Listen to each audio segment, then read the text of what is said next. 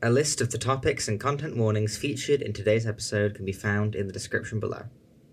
Sit back and relax, and please enjoy Episode 8, Red. Hello and welcome back to Canvir. I'm your GM, Athena, joined by Cal. Hello. Jenna. Addie. And Cam. Hello. Now, last time, we had a performance at the prestigious Red's Flight that captured the attention of Cabaret. As ballet dances and silks were performed, we had Mal sneaking around in Pearl's room, Verity dealing with a very worried PA, and Buffoli witnessing something very off in the final act. While Beau sprinted towards Carmine's dressing room to offer some words of comfort and sit with her for a bit, the others, with a bit of Vin's help, managed to crack open a box that Miwa had stolen from Mary's dressing room during the performance. Inside, after solving this strange puzzle of opinions of the different cardinals, they found a strangely large eyeball with a big pupil that they brought straight to Professor Merlot, and Merlot, like any good scientist, immediately smashed it with a hammer. And it is my privilege to welcome all of you now to a new world of red. The moment after the eyeball is smashed, everyone's vision is briefly gone. Everyone, for just that instance, sees nothing of the new world around them before the blackness of your sight slowly starts to fade and give way to the new colour that has been brought back. You realise you're staring at the blood red back of your eyelids. You feel your heart pumping twice as hard in your chest. You feel the flushes on your cheeks, the heat in the air of the closed rooms that you find yourselves in, and memories that slowly start to swim up to the surface of your brain. Now, I asked all of you before today to select a character whose memories you would like to see into, apart from your own. I would now ask you to reveal who you have chosen. Let's start with Cal. I chose the essence of Red Carmine. I am in her room and she is in front of me, so that is the first person that sprung to mind. Yeah, I should have suspected that.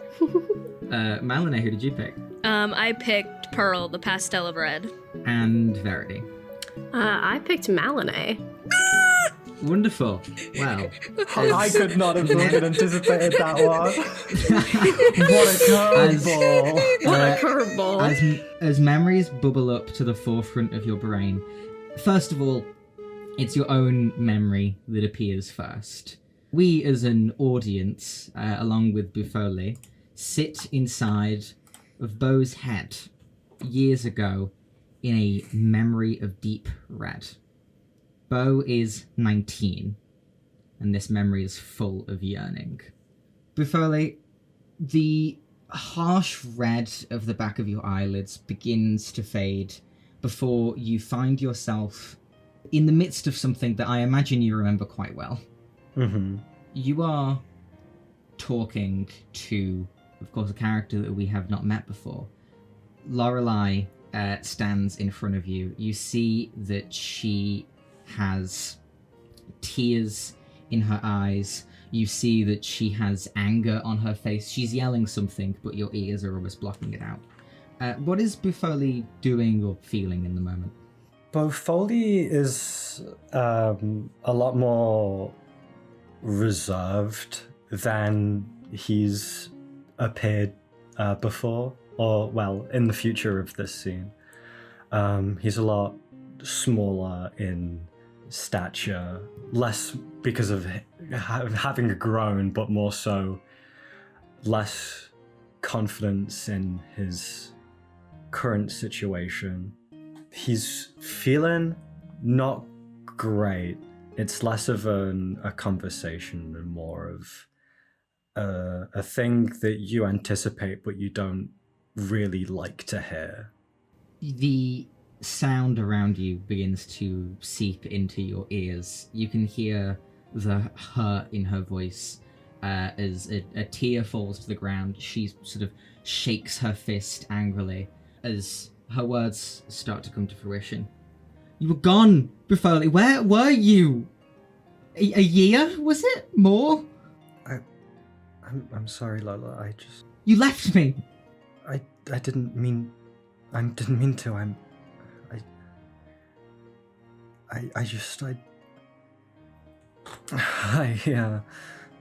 Just what? I'm sorry. I'm sorry I failed you. Failed you? What were you doing? Where were you? I needed you. I can't. You can't. You see that she pants, puts her hand on her chest for a second, and looks away, staring away from you at the sky. You disappear. You show up out of the blue. You look different. You look bad. I don't know what's happened to you. You won't tell me anything. I'm sorry. I'm sorry. Do you move at all? Does Buffoli do anything in this moment, or do they just stand there? Bo is very much not making an attempt to look at them. He's kind of... It's when you're getting... It's the feeling of getting yelled at by a parent when you've done something wrong. But in this case, it's being told the things that you know that you've done that were bad, and being unable to have a reasonable defense for what you've done.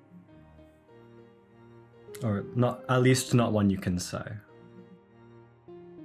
Buffoli in this moment knows that she's right, I think. Yeah. It's their fault. You feel the ground beneath you feel like it's leaving you. And for a second you see that she seems to be doing the same. You see she takes a step back away from you. Buffoli attempts to reach out, but his hand moves back to his side before it even reaches halfway to her. What am I meant to believe, Buffoli? That I'm worse than your books and your alone time, whatever you've been doing for a year? That's not a true. year. I can't do that. I'm done. I'm done. All right. Yeah. All right.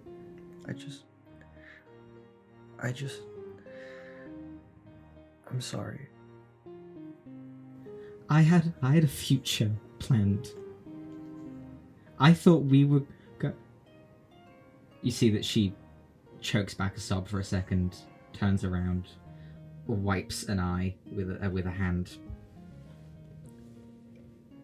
Goodbye. I don't think Foley says anything. I don't think he can.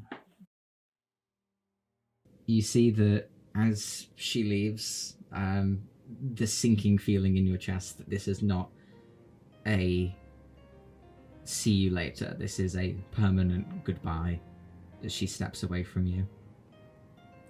We see that time slowly begins to move on, picks up in speed during this memory after you know what you did and what happened, but of course it couldn't leave your tongue. It couldn't reach her and make her feel better, even if you could say it. What do you think Bo is feeling and doing over that next period of time? Feeling bad. Feeling really guilty. Knowing that he can't replace a relationship that fell through because of his own inaction. Knowing he can't replace that nearly as quickly as he might think that he wants. Like trying to cover a big hole in the floor with a carpet. He kind of puts off thinking about it for as long as he can. Other than when people get slightly too close to stepping on the big hole in the carpet, he sort of has to pull himself back because he doesn't want to open old wounds. Mm-hmm. We see brief glimmers of possibly others that Buffoli might have been fond of or seen or anything in the time afterwards, but nothing that would come close, or nothing that would replace the wound that was now left. Buffoli is alone for some time after what happened. And as we slowly sink away from this specific world of red, how much do you think Buffoli currently relates to this memory of him as a 19-year-old? I think right now has been maybe the closest that he's felt to people in quite a while. He's started to like new area, new people that don't know him, don't know who they are. He's sort of taken the opportunity, and the opportunity provided to him by a mysterious stranger in a flash of white light to start trying to make more friends. But as he remembers this memory, he kind of feels really bad. Not a memory he likes to often remember. You feel it tug on your heart as it fades. Not completely. It's been brought to the surface, and you imagine that it might linger in the back of your head for some time. The look on her face, the cries she made. But your brain moves on and pushes through hues upon hues of the reds of all shades towards the essence of it, which we will come back to in just a moment. Verity. Hello.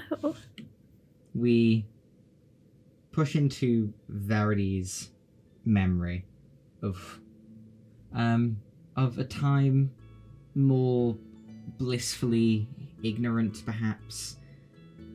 Verity is 15, and it's her first performance. What does Verity look like, or is acting like in this memory that we see? It's not the youngest Verity that we've seen as an audience so far, but it's definitely the first where she's looked more of her idol self. But it's not the mask that she's learned to put on over the years yet, because she hasn't learned. This is her first performance of soon to be hundreds. She's anxious. She's practically like shaking where she stood surrounded by her own members. She doesn't really know what she's doing exactly. This is a new thing for her. With your mind sort of racing around you, you feel the arms of the other girls sort of huddled in around you. People that you haven't seen in a while now. You see, especially like Dulcie and Juniper sort of getting ready. Sarah's voice, ever calm, sort of floats above you all. It sort of, you hear her reach your ears as she's saying, "Oh, girls, we all just need to keep it calm, and I think any nerves, any shaky anxieties, any hearts that are beating too fast, we just put that into energy and a great performance. It's not a big crowd. It'll be fine. All right." You see as she like peers between everyone. Her eyes land on you for a second. What do you think she sees? I think she sees a kid who's scared and not. I don't think she looks like she's about to like run away out of fear, but I think she's just like, she's anxious. This is a lot.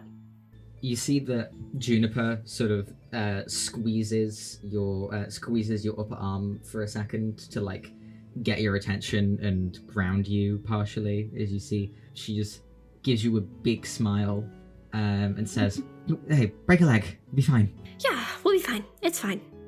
It's one performance. As you speak, you hear a sort of booming voice from a stage nearby.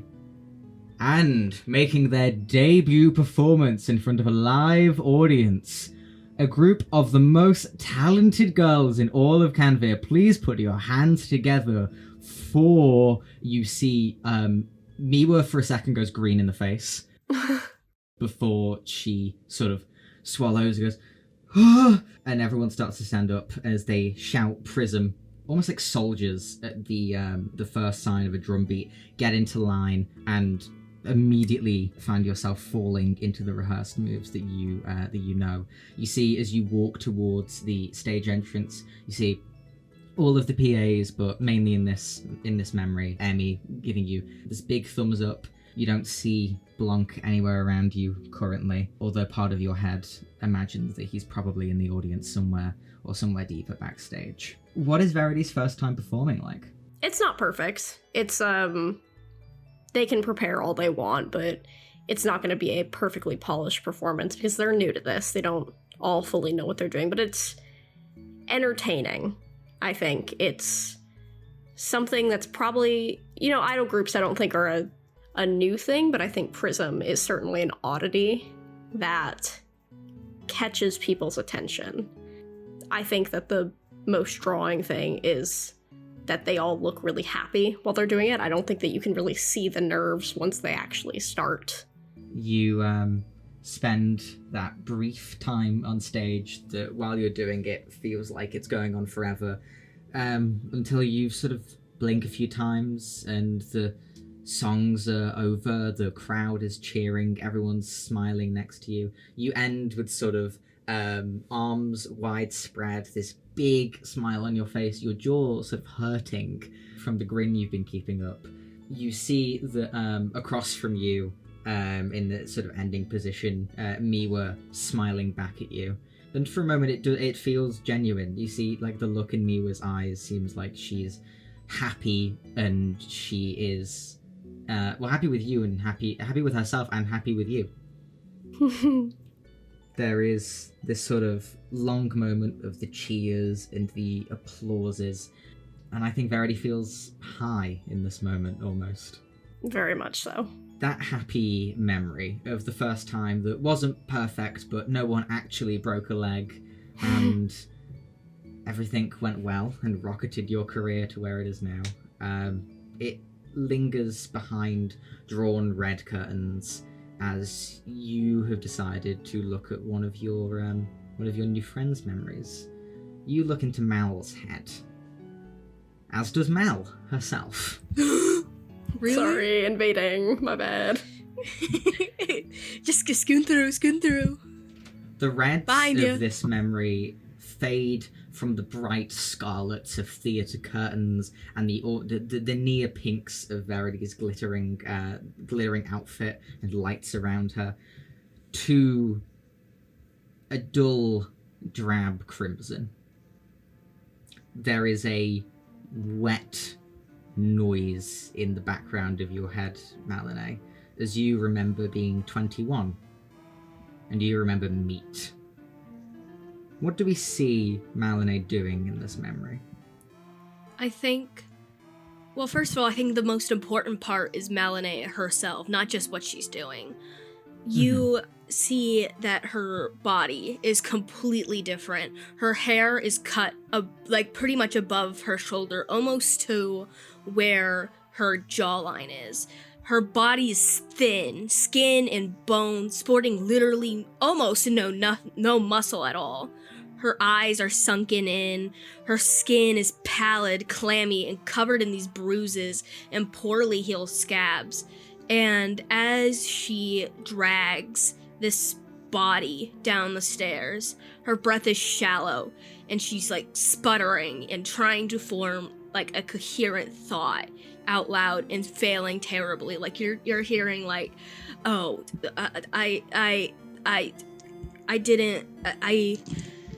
and her movements are just terribly imbalanced, and she stumbles over herself constantly and is shivering heavily as she drags this body down the stairs. You feel sort of drool at the corner of your mouth, thinking about the things that you wanted for so long as you haul this thing through the room. This sort of, not this, even less than a body, this sort of piece that you can work with. And what does Malinae do?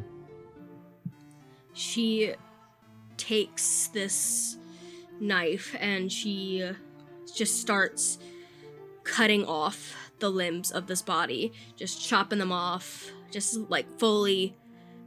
It's this kind of awful, like, where she's bringing it down on the bone multiple times, but it's not breaking, and she's kind of like losing it a little and just kind of just slamming it down until it goes. And she brings out another knife that's a little bit smaller, a bit more precise, and begins to score the skin for removal. And once she's done stripping it of the muscle, the flesh, the bone, she puts it on a tray and puts it within the brick oven and begins to fan the flames.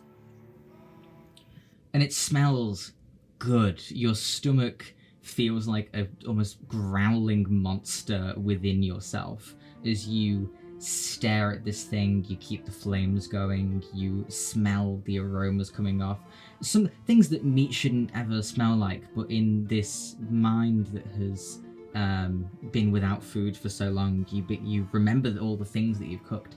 You remember casseroles and sweet pastries, steaks seared and juicy, whole turkeys basted and cooked for large dinners that you didn't have much of. You drool more and more, but I don't think Malinae cares that much at this point. Before your roast is ready. I mean, once he's ready, she pulls him out and just starts peppering and salting, shoving onion powder and paprika on, onto like pretty much all over it. And like, I think at this point she just sees drool and saliva just coming out of her mouth, but she is so focused on what she's doing, uncharacteristically so, is just, she doesn't even care. And she cuts it up, she puts it on a plate, and she, brings out a knife and a fork, and she sits down and eats. You start digging into it, the taste filling your mouth, the food filling your belly, helping you feel whole again, helping you feel like you aren't just a skeleton in the corner of the room. You eat something that for a second feels like it might be the best thing that you've ever made, but maybe isn't as good as you have been imagining for the past couple hours that it might have been. What do we see Malinae doing before we leave her? I think you just absolutely chowing in, just shoving the food in her mouth. But I think for a moment you see her, like, bring her mouth, like, just stop for a moment and just taste the thing that's in her mouth. And I think you hear her just mutter, in the first complete sentence you've heard this entire time, "Could use more salt." And we pan away from a 21-year-old Malinae eating some strange pork to where your mind has decided to push into a hard place to get to, mind you. As both Malinae and Verity have borne witness to Mal's meal. Now, Mal, it is only you that look into Pearl's soul. Pearl is 18 years old, and she remembers perfection. It's hard to tell how long ago this memory is. It feels old and faded, like something that she had to try quite hard to push down, and that you had to try quite hard to get into. But it is here, beneath whatever now makes up the pastel. Somewhere in an older version of Cabaret, you see a girl looking into a mirror. She's excited. You need to be at least 18 to perform as most lead roles on big stages, you see. And a few months ago, Pearl finally found herself qualifying for that criteria. She was good as well. You can tell just from her face. She's smug and happy with herself, looking into a mirror and feeling utterly charmed at the sight.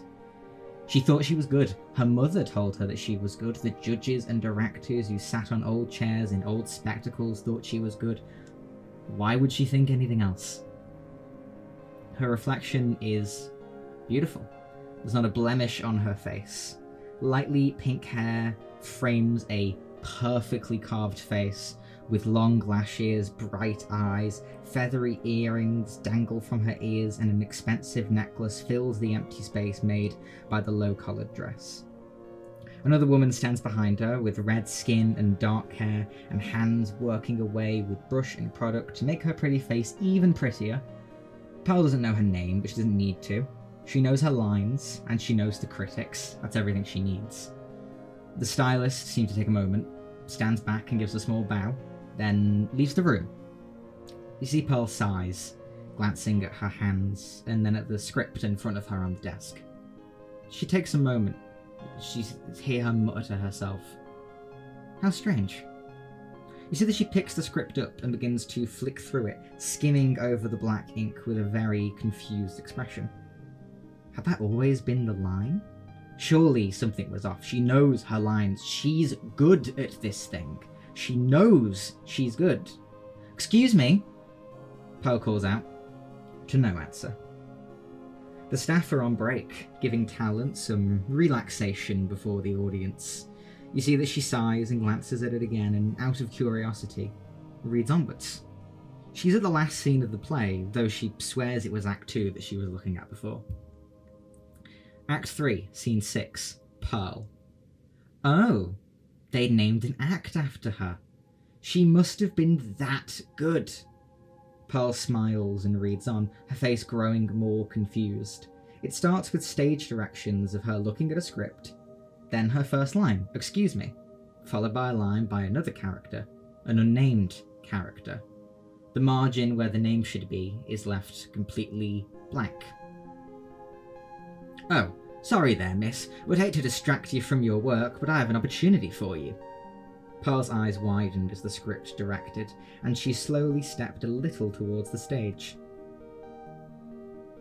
Stage directions. Pearl and head towards the stage. "So, little miss, you finally cut out for the lights, huh? The audience, the reporters, the newspapers, a front-page scandal, 10 ticket shows only for the highest bidder, roses scattered across the stage." Pearl continued following, her heart beating faster and the red of the curtains becoming a little more vibrant. Her footsteps are light on the wooden floorboards as she skips gracefully forward, curious and gifted in this moment. You need a stage where you can really shine. You need a global audience. You're perfect. I've seen you dance and sing with exact footwork and choreography carried out to the T. Why settle for small lamps when you could get the spotlight? Stage direction, cue spotlight on center stage. She stepped to the center, bathed in white light from someplace high in the stands above her. It made everything reflect and scatter like a prism. Her eyes, earrings, dress. Pearl's happy in this moment. She has an audience. She feels perfect. By the time that she notices the strange ballet dancer in the back of the room, the light was too bright and too distracting. The ballet? She was made for more, for bigger, for better. "Pearl, thank you." Pearl bows to the audience. Pearl takes a deep bow following the stage directions and exhales, with tears of joy in her eyes. Fin. And curtains draw on Pearl's performance as we move away from the memory of a pastel to the memory of an essence. Bufole, you still have the pain of the yearning and the loss that you felt from Lorelei sitting in the back of your mind, but you come to a much more recent memory. Carmine is 26. and she remembers cardinals. The hall outside the roost is beautiful. Cast in dark reds and rosy pinks, it truly holds. The carpets are swirling tides of blood, crashing upon delicate carnation, with stretches almost glowing from the streaks of sunlight that peek through the edges of red curtains.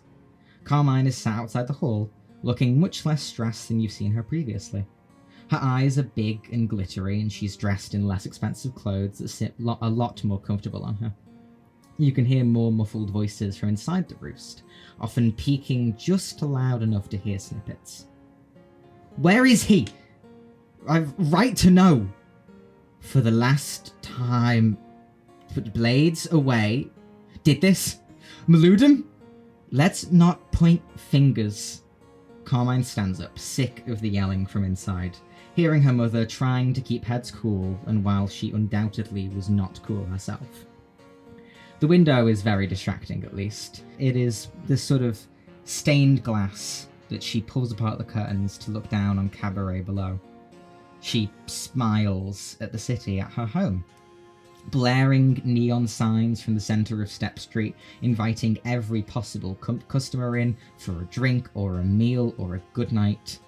Red's flight stands on the north side like a monument to past success that could never be replicated. Portside glitters with the coins changing hands and vintage bottles packed into halls. It all stares back at Carmine, and she smiles. Then, there's a bird. You see the striking red plumage and fluffed up hair standing on end tells its nature as a cardinal. This one has wings though, unlike the others that are all bickering inside. Carmine gently cracks open the window, pushing stained pinks and reds aside, and poking her hand through, finger extended. The bird hops onto it and twists its head, staring at her with these beady black eyes that she'll remember forever. There's a small flap of the wings that you see as the creature shuffles away, remaining on the windowsill and staring at the woman inside. She doesn't look back. She doesn't even hear the door open somewhere behind her. Her eyes are huge and bloodshot, face flushed, and mind overwhelmed. Carmine feels everything. Somewhere in Cabaret, a girl is dancing across a red stage in a red feather costume, in a headdress that's too big for her, but the judges insist auditions are done in costume.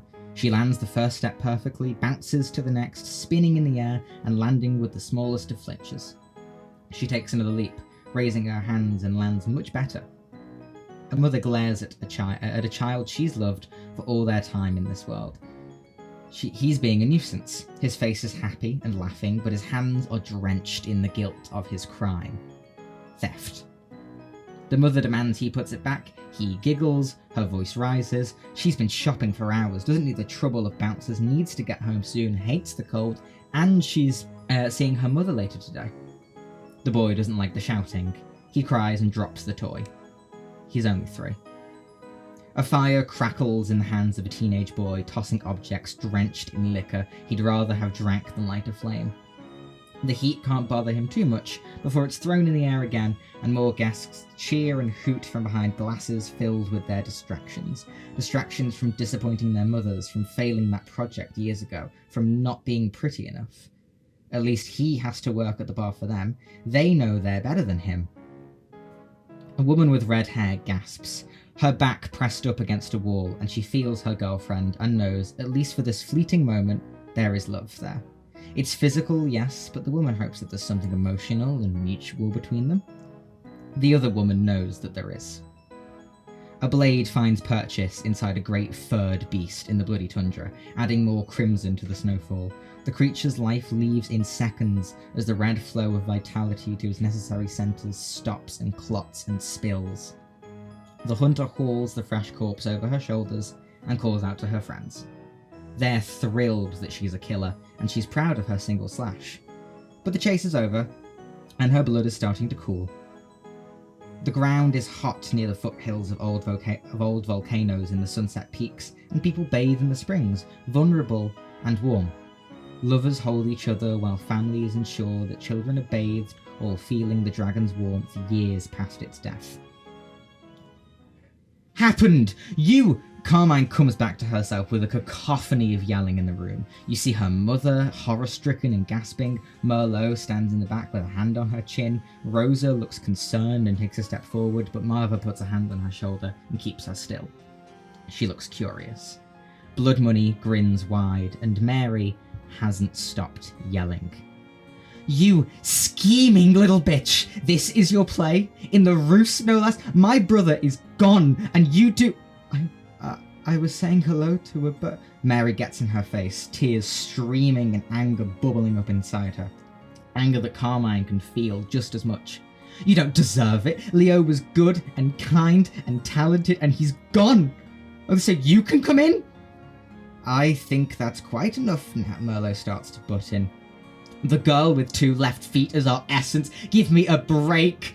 Mary's sobbing now. Leo gone? For the sake of you. Silence, Crimson commands and shoves Mary away to where Rosa gently takes her. Crimson steps closer and very slowly hugs her daughter.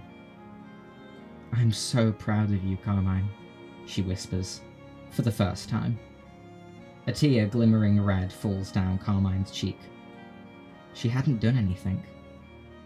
Bufoli, you leave as the Cardinal did, fluttering through the air away from the scene where Carmine became the 7th essence of Red. However, this isn't the final memory that you will bear witness to today, no. In fact, Verity, Bo, Mal, you are brought to another memory that you look at. It's very strange and in a very different location that you're used to. This person is 13, and they remember Poppy. You see an open hall with polished floors and benches shoved to the side of the room, stacked to make space. A stage rises at the far end, with red curtains drawn either side, and a teacher ranting at students from the high ground, mouth flapping with the stress of an upcoming recital. Sitting alone in a corner is someone who feels so familiar, but off in some way. Long black hair sits on the shoulders of a dark jacket and a neat shirt underneath. They have a white streak through the front of the hair like a swipe of ice through ash. You realise that you recognise them. They're saying something, but you can't hear it. Instead, all you hear is the red girl standing before them. Cool, I'm Poppy.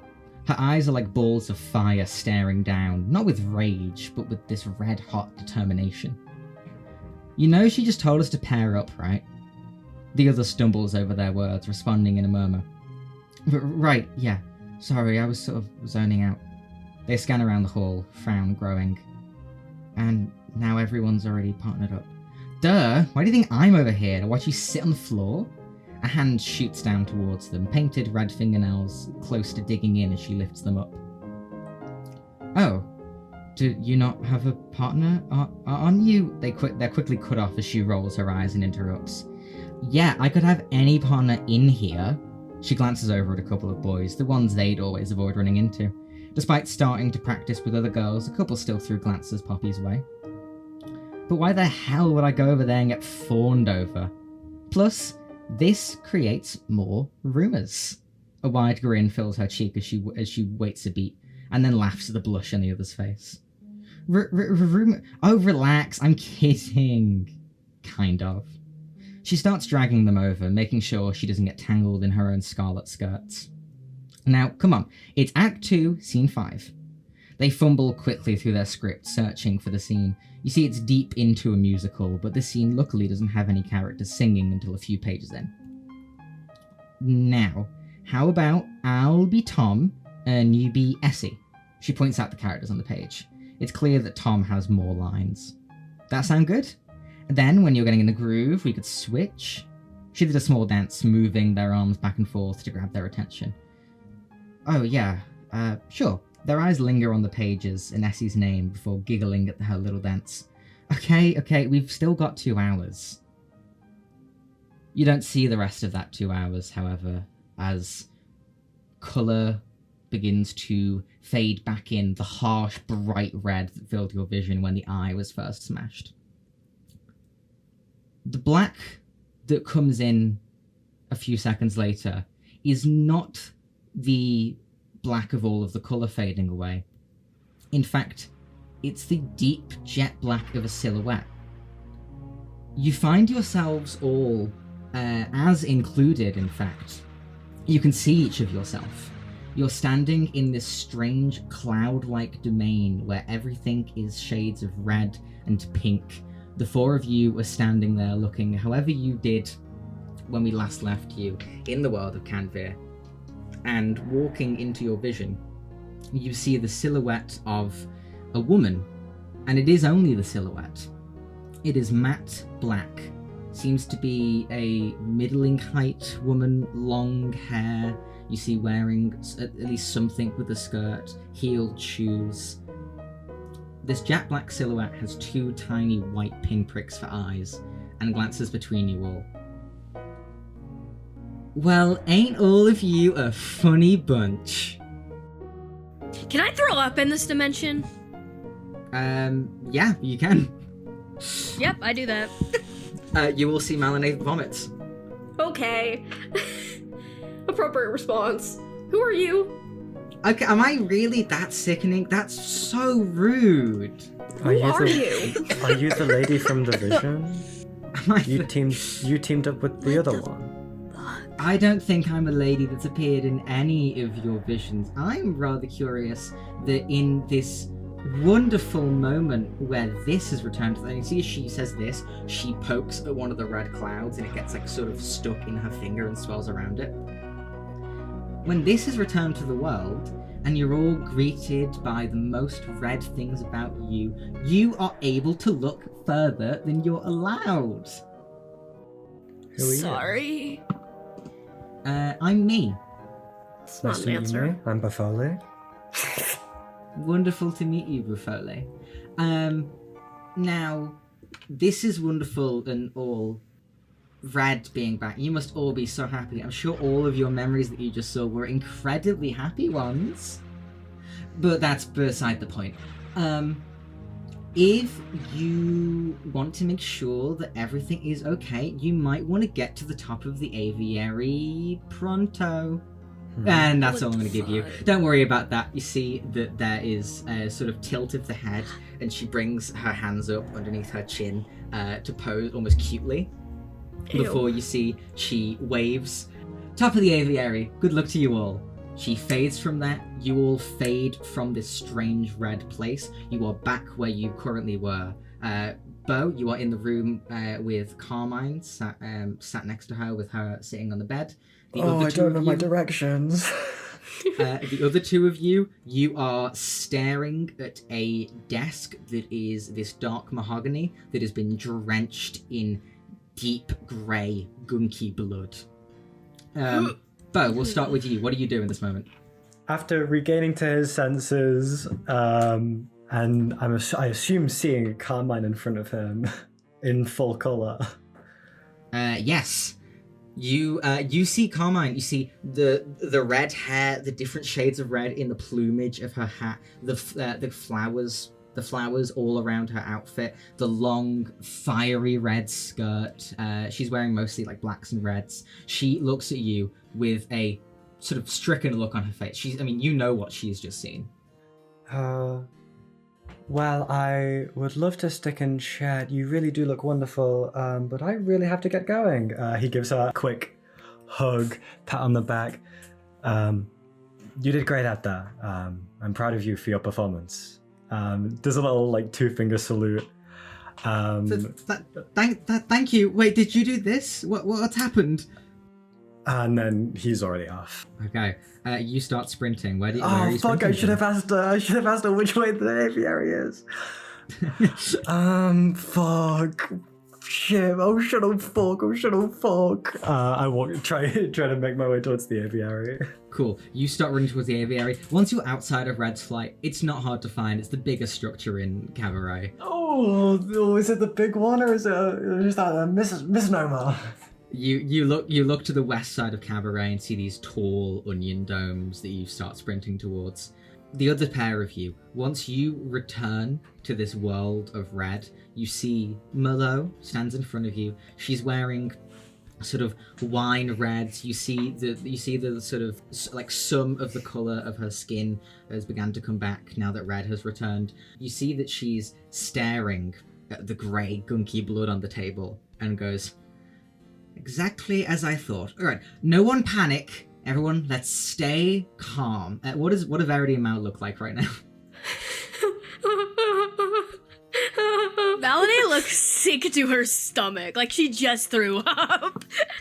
Verity's like, I think her hands are up as if she's like posed to do something, but she's kind of frozen in place because she doesn't know what the fuck she's doing before like slamming her hands on the desk, not into the gunk, not into the gunk, and she being like, we need to go to the aviary now.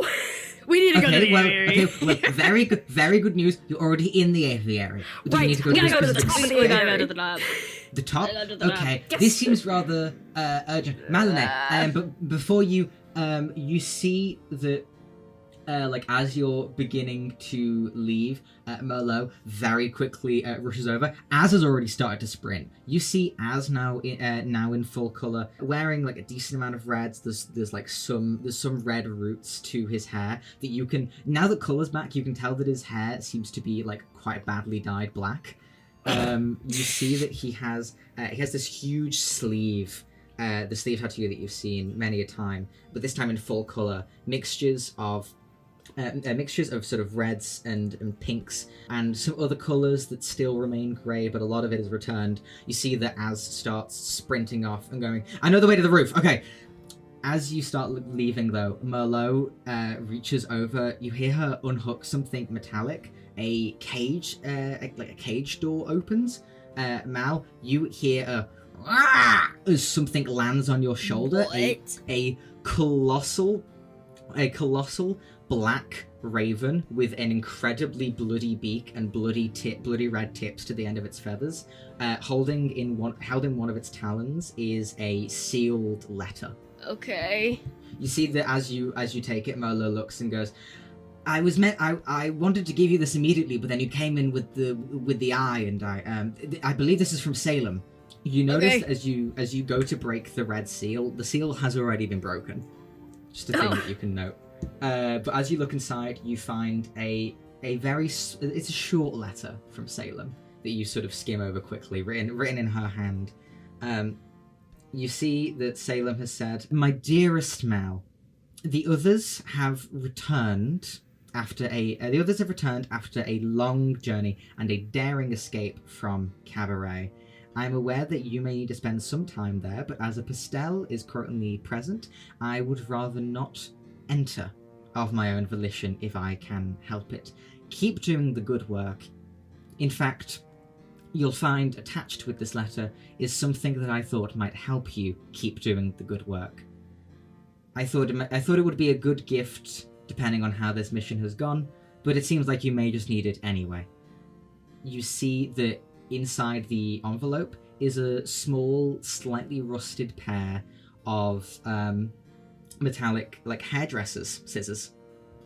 I think in this moment, she looks just infuriated. Like, as infuriated, again, as infuriated as, like, a very, like, unexpressive face can be. She shoves the scissors, like, what is it, like the hand part, like where you put your fingers in, like, down into her pocket, and tears the fucking letter up and leaves it on the floor and runs.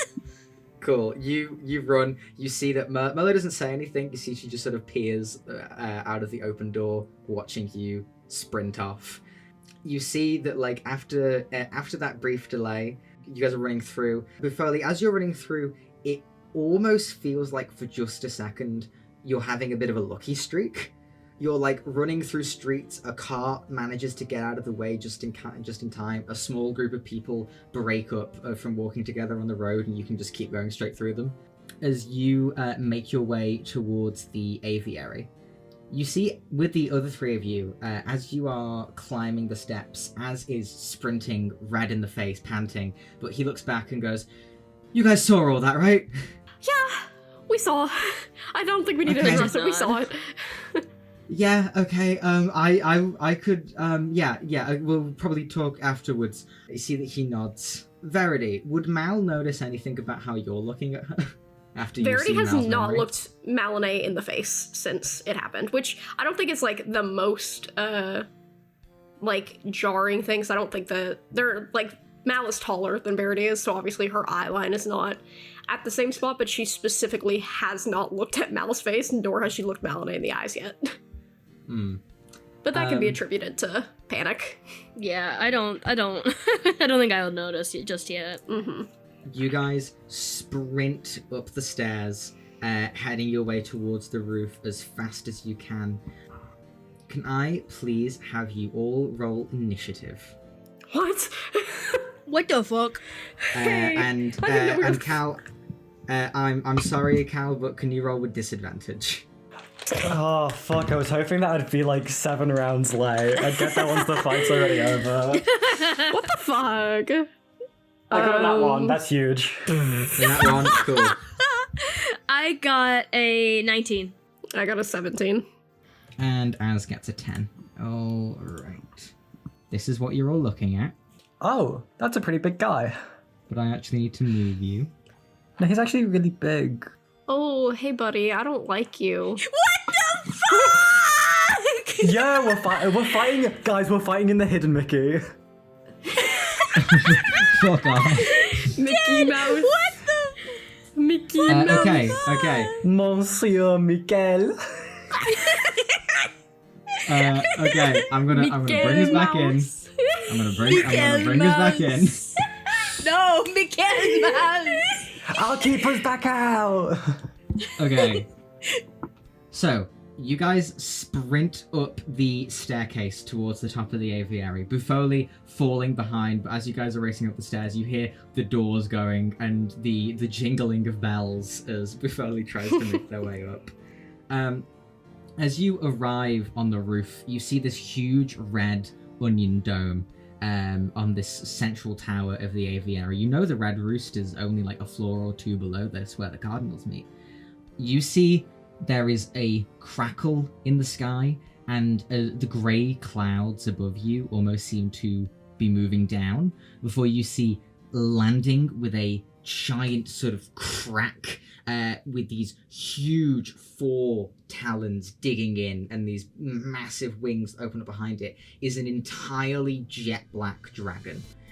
You see this sort of probably young looking dragon lands on the top of the dome, snarls into the air, and you see there's sort of a beat passes where you see the grey clouds get darker for a second before you are all staring ahead and realize, oh, of course, this is a dragon that's going to fucking kill us. So before we launch, Oh yeah, of course, yeah, that makes sense, yeah. before Yeah, we that's launch fine. into initiative order, Red has returned to the world, which has had some consequences for our party members. First of all, our whole party has leveled up. You are now a party of level 4 adventurers. Whoop whoop. Additionally, the effects of the colour system now come into play, and this is a great time to also recap it for our players.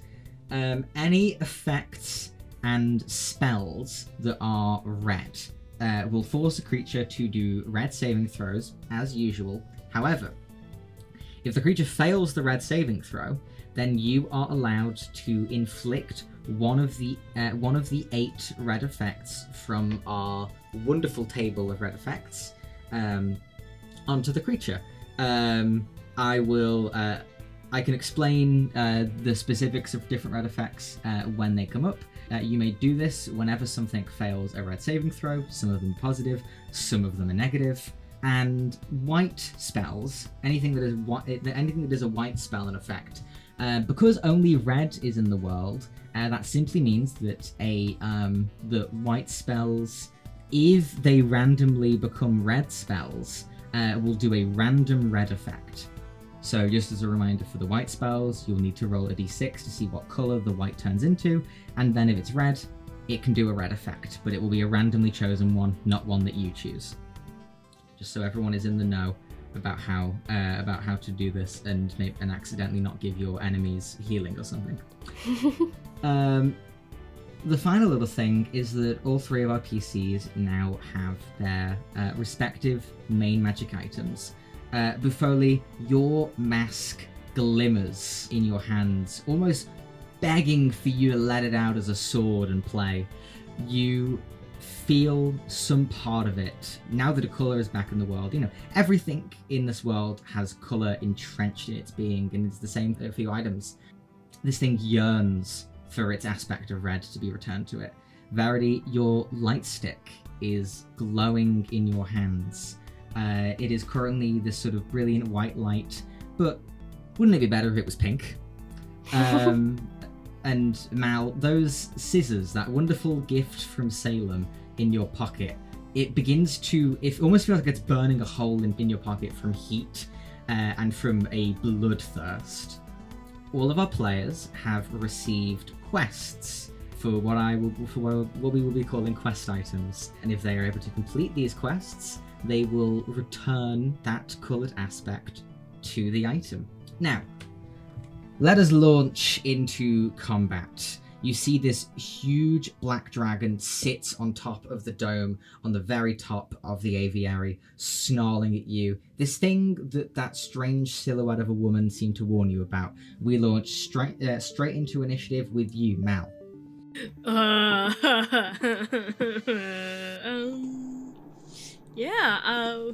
What? I guess do we attack? Are we attack? I guess we're attacking, yeah? This thing looks like it's gonna attack you. Okay, then we'll start.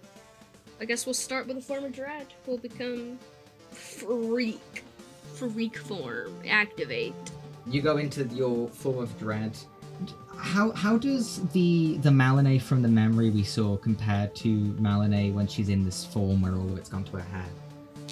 I mean, it's similar. Like, I think you can see, like, it's not as, like, the skin's not as fucked up, but the body is 100%, like, almost a direct replica, if I would say, of the body she had, except that her hair is so much longer and so much more stronger. Mal goes into this form. You guys see, now that some colour has been returned, the tips of Mal's teeth almost seem to turn a little bit red in the light you're currently in. As she enters a form of dread. That is your bonus action. What is your action? Action will Eldritch Blast. Okay, go ahead and roll a hit. Oh, wait. If my Eldritch Blast says any, does that mean I can just say, oh, it's red? Yes, so any is the most versatile option a thing can have. Means that whenever you cast it, you decide what color it is. Okay, so I'm gonna decide red. All right, you send out a red. So your hair gets shot out towards it, and it almost seems like it's being dyed mid-shoot. So that will be a 16 plus 6. A 16 plus 6 is definitely going to hit. Go ahead and roll your damage. Oh my god, that's a fucking 1. God damn it. That's 5 damage, but you have to make a purple saving throw. Yes, it will make a purple saving throw against being afraid. 15. Yep, that's 1 above. But then I roll a d6 for my red effect. Yes. No. So the way that this will work to hit spells is you have hit. Now it will make a red saving throw. If it fails, then you can look at that table of red effects and you can pick which one you want to give. Gotcha. Okay. Yeah. Make a red saving throw, man. This black dragon, not to be confused with the D&D black dragon which shoots acid. This black dragon only gets a 9 on the red saving throw. So yeah, I think that fails. I'm assuming it's my spell save DC. Yes. And I think we're gonna go with, we'll do a blood red effect. So they gain a stack of blood, and at the end of the creature's turn, they take a piercing damage. All right, wonderful. You launch you launch a strand of your hair towards it. The end of that hair turns this deep blood red as it digs into the side of this thing's neck. You do a bit of damage, and you start to make it bleed. That is Malinee's turn. Verity, that's on to you. Okay. That's fine. It's my turn. Fuck it. Let's just out of the gate. I'm gonna cast Shatter on this guy. Can I get a? Can I get a? I think it's white saving throw. White means roll me a d6 to see what color it is. 3. 3. Okay, cool. He will. This dragon will make a yellow saving throw. That is going to be a 16. Bitch. Okay, that's fine. It's still gonna take damage. Whatever, I guess. Yeah, go for it. Okay, I rolled good. I'll take it still, even if it's halved. That's gonna be 18 damage, halved to 9. 18 half to 9. Okay, cool. You cast, I presume, from your like light stick. Yes. Yeah, you cast Shadow from your light stick, singing through it.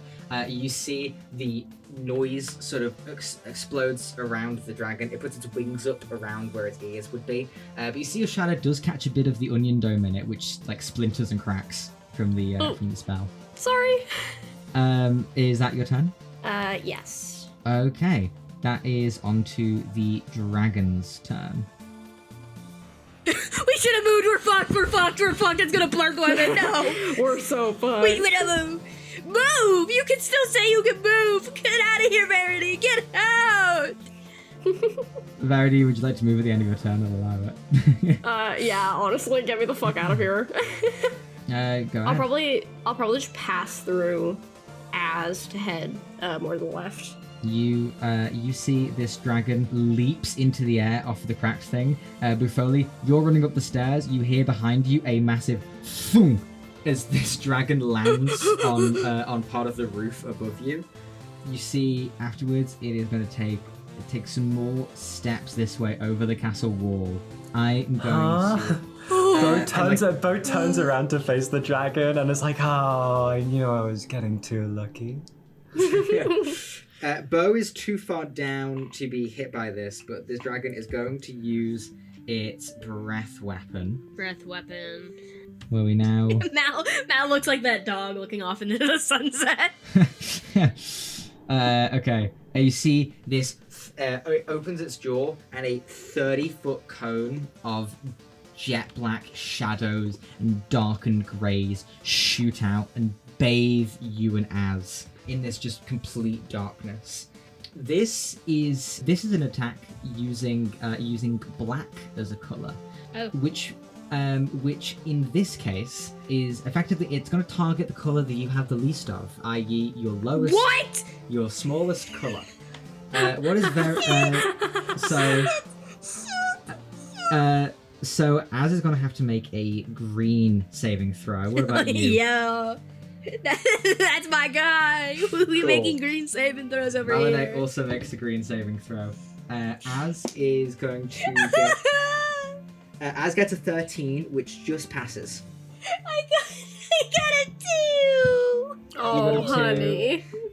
Okay.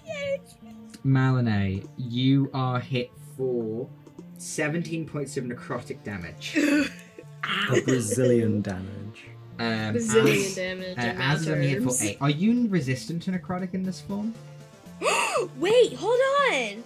I am resistant to necrotic. You're so right. Perfect. So you and Az both aim to take 8 damage as this dragon unleashes black hellfire over the both of you. You feel it trying to drain the colour within you, whatever's easiest to pick at and get rid of. However, when almost all of Mal's current colour has been put into her jet black hair and her body is bones, there's not much to get rid of. I think I'm just resistant to it in general. Like, Loki, yeah. I don't think there's much you could have done. You then see this dragon is going to, on the end of its turn, it shudders for a second. You see the hole that you have caused it to bleed out of from that puncture wound from the Eldritch Blast seals itself back up. You see, effectively here, it removes the bleed condition from itself. However, you see doing that seems to have weakened it in some way. You see the black gills of this monster just for a second gain a bit of colour to them, and it doesn't seem to like that. That is then going to go on to Az's turn. Az is going to run the fuck away. That's 15 feet. Oh, you have that option. You have that option. Az runs past you, like puts a hand on your shoulder for a second, Verity, to squeeze past and not push you down the stairs. Please don't. Like, sorry, I just got the thing just breathed a lot. Okay. Az, are they not all that cracked up to be? You see Az stares back and goes, I don't know, this is really horrifying for me. I really hate this.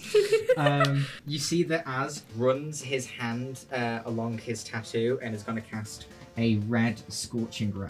The first one is a hit. The second one Motherfucker is has a magic miss, back.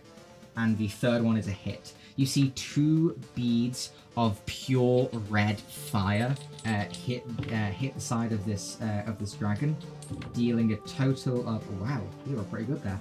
17 points of fire damage, and the dragon is going to have to make a red saving throw. The dragon sadly succeeds on the red saving throw.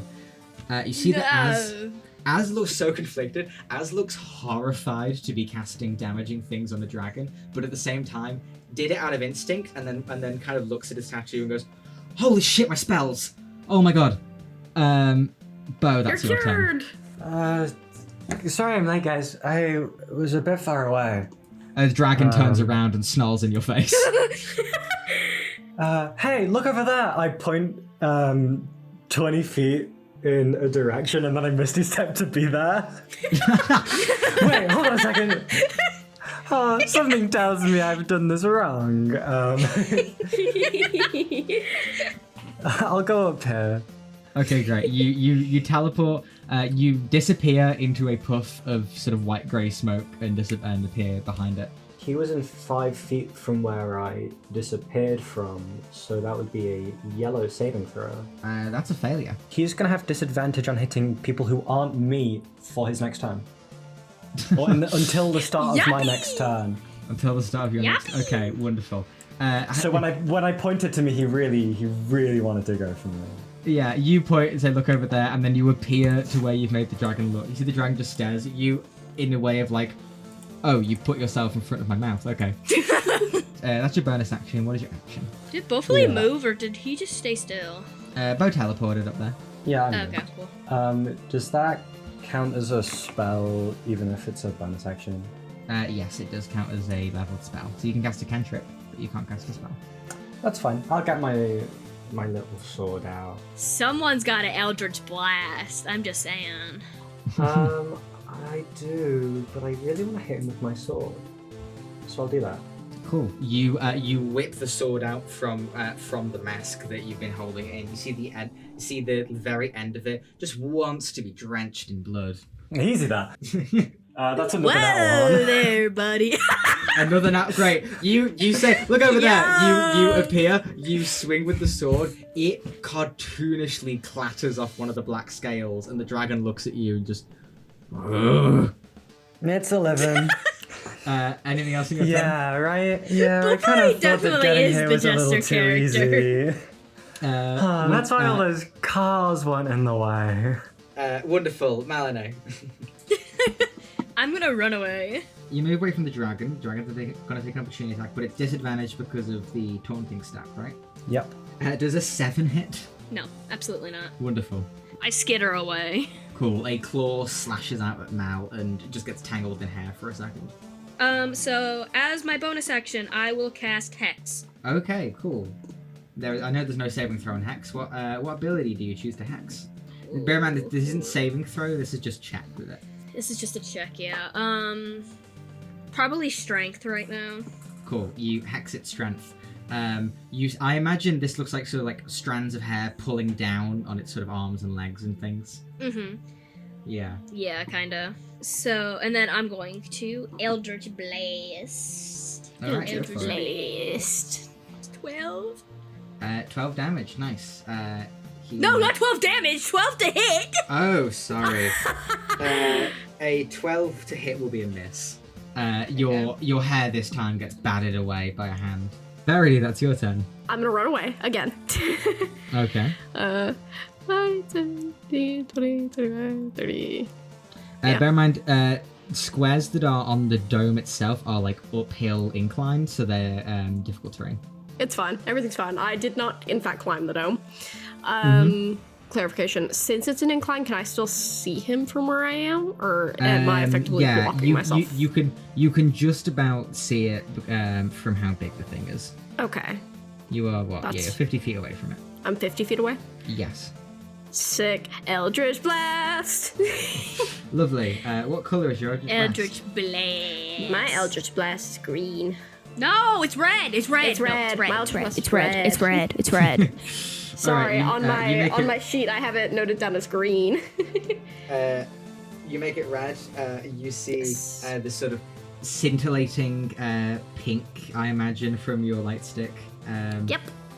Shoots towards it. Go ahead and roll a hit. It's cutesy, it's hearts, it's stars, and it's gonna hit this motherfucker in the face. Nat 20. Nat 20. Yeah. Okay, go ahead and roll. Double dice. Where are my It will d10s? make a red saving throw as well, which it fails. Oh, get fucked, idiot. So double dice and pick a red effect. Okay, sorry, I'm frantically searching for my d10s. I just got double ones. Oh no! Oh my god, no! No! I'm so sorry. Do you add your charisma to that, or would you add your green to that, or no? You have agonizing blast. I do not know. Okay. Oh my god, you did 2 damage on your crit! I'm so sorry, Verity. This is the worst day of my life. I'm quitting D&D. What red effect would you like to give the dragon? Just didn't fucking matter. For the laughter effect, I assume that would only apply the -3 penalty to ranged. Yes, the laughter effect makes so they can't use verbal components, but that's for spells, and this thing isn't casting spells. Yeah, So a -2 to ranged attack rolls, which you haven't seen this thing make at all. that's true. Boo. Okay. In that case, let's start building rage. I think rage would be fun.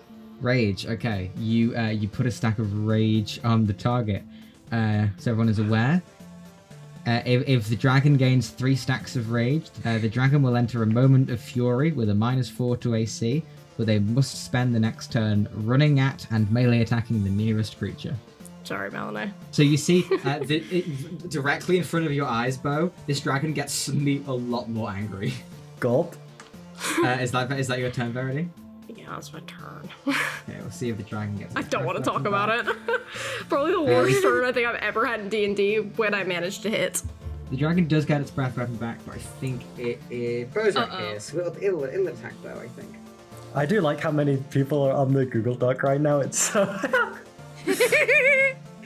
all of us are Everyone's just chilling here, the here. whole All of us gang are is chilling in the here. red effect zone. Holy moly. The first claw that is launched at you, Bo, is a nat 1. You see claw swing and just gets caught on part of the stone that makes up the roof up here.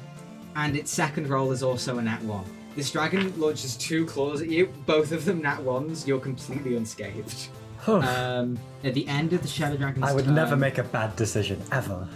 At the end of the dragon's turn, it is going to once again absorb that red effect, which again seems like it weakens it. You see the ends of its claws are now tinted red. That is then going to go towards Az. Az is going to run up the dome. You see, he's a little bit getting a vantage point in the dragon. He's mostly having a moment of rebellion by standing on top of the dome. You see that he climbs his way up the onion dome. You see, looks towards the dragon and goes, "Look, maybe we can cure it. Maybe it's just I've never seen a dragon in person. I'm sorry." He shoots. Oh my god! It just registered. This is his special interest. Yeah. I forgot. has autism. He shoots He's the autism creature. towards the dragon, and it gets Bro's a on the nat- spectrum and it isn't just the colour one. He gets a nat 2 and he misses. Join the club. Oh wait, no, sorry. Az has went into Az was using its sorcery, so has advantage on attack rolls. Okay, that one will hit. Az does a big 2 points of fire damage. but this At least dragon, you're not the only one. the dragon fails the red saving throw and is going to gain a stack of bleed from Az. Or a stack of blood. Bo, that's you. Hold on, let me read what blood does. Oh, it's like a poison effect. Alright, I see. Yeah, so he's put 1 stack of blood, which at the end of the dragon's turn, if it doesn't get rid of it, will do 1 damage, and then it'll have 0 stacks of blood. But if someone else can get another stack on there before it gets back around to the turn, then you're able to rack up a bleed effect on it. Aye, aye, Captain. God, this combat really sucks for all of the red quests I have to do. Join the fucking club, dude. I can't do any of mine. Yeah, man, I'm sure all of us would be really happy if all of us got disadvantaged on ranged attacks as warlocks. That would actually be really good for us. I'd really love to do my quest Heated Rivalry, where I have sex with Ben. This is I'm true, you can going see it on to... On screen. Fully animated, 4K. I am going to... I'm gonna keep fucking annoying this dragon. I'm gonna use another taunting Real. stat. Okay. This time I won't point in the direction I'm going. I'll switch it. I'll okay. switch it up. This is the move that made LeBron cry. No. Cal, you point at Malinay. I point to where I think Pearl is at the moment. Right. Just in vibes. Just in and then vibes. I'll swing 20 feet that way. Alright, cool. Another saving throw, I assume? Another yellow saving throw. That is 12. That will fail. Cool. As part of one of the dragon's nat ones on attacks, it swings a claw at you. You just disappear, and it looks entirely confused. Okay, just disadvantage on creatures other than me. I wanted to reread it, but that means it can use its breath weapon or whatever, and we don't get we still get fucked, but that's fine. We'll mark off a second step of the Fae from my silly thing, and then I'm gonna hit it with my sword. Go for it. Can I get a third nat one in a row? That's going to be a 22. 22 will definitely hit. 6 whole damage. 6 whole damage to the dragon. Lovely. You see that the dragon is looking bloodied. Anything else on your turn, Bo? Am I able to like? I want to like try my best to like. It's a cone breath weapon, right? Am I able to like go further down the stairs, like over here with my movement? Go like underneath where the dragon is. Yeah. Yeah, you can go like to the point just below the dragon here. Yeah. Okay. It will take an opportunity attack if you do that. Why? You're leaving its reach. It's how? Where? When? Why? How? So look, when that's where I move. Yeah. It's That's where I currently start. on like a raised bit of roof. You are currently within its clawing reach. If you go downstairs, you're leaving its reach. Oh, am I able to go downstairs in a way that I don't leave its reach, and I also don't make a direct cone with Malinai? If you go downstairs, you are leaving its reach. For shame. I guess fuck me. Yeah, that's all I'll do. Well, you Stay where did you just are. give it disadvantage on everything. Oh no, it's got disadvantage on everyone other than me. Oh. Yeah, because it's Well, been that's taunted. awesome. It's been taunted by Bo. Alright, that goes back up to Mal's turn. Me? OMG. Yeah, you. Little me. Well, we gonna hit it again with just was. It's the only thing I can do, man. Fair enough. You shoot another red strand of hair towards it. Go ahead and make your attack roll. That's an 18 plus 6. Definitely hits. Its red saving throw is a failure. Does it need to make a purple one as well? Yeah, so it also takes a purple one. Purple one is a 12. It fails that too. Fuck you, Okay. you're frightened. Alright, this You're thing is shaking between his frightened. boots. What's the red effect you want to give it? Bleed. Okay. Or blood. Cool, it has 2 stats. And I do an extra d6 necrotic damage to the target. Cool. So I'm assuming it has resistance to that, doesn't it? Let me double check. Sorry, it's immune to necrotic damage. Okay, then. Well, then why did I hex it? Oh, yeah. Well, you didn't know when you hexed it. Yeah. That'll be a fucking 6. 6 damage. Now looks, Mouse starts kicking some rocks. Verity, that's your turn. I'd kill myself and alter the course of everyone's life. Sorry, I'm so mad. Let's go ahead and I'm gonna cast Mind Sliver. Yeah. What's the White range saving on throw, Mind Sliver? or I guess 60 feet. Cool. You said I was 50 away last time. Yeah, go ahead and roll a d6. 3 again. Okay, yellow again. That is a failure, though. Good. Get fucked, idiot. It's gonna take 1d6 psychic, and then before it... Oh, it's... the next time it does a saving throw, it's gonna subtract a d4 from it. Okay. 2 damage again! 2 damage again. Lovely. I hate this fucking game. Is that your turn? Yes. The dragon... that goes to the dragon's turn. The dragon is going to launch through the air to land back on here. Back on top of the roof. Would you like to make an attack of opportunity, Cal? Yeah, I'll do that. Go for it. Hit it with my sword. That's going to be 20. A 20 will definitely hit. A filthy monochromatic. Yes, a monochrome 20. 2 hull damage. 2 hot. Wow, everyone's doing 2 damage this fight. This is Yeah, wild. but at least I didn't do That's it so on a funny! crit. So funny, guys. We're having a great time today.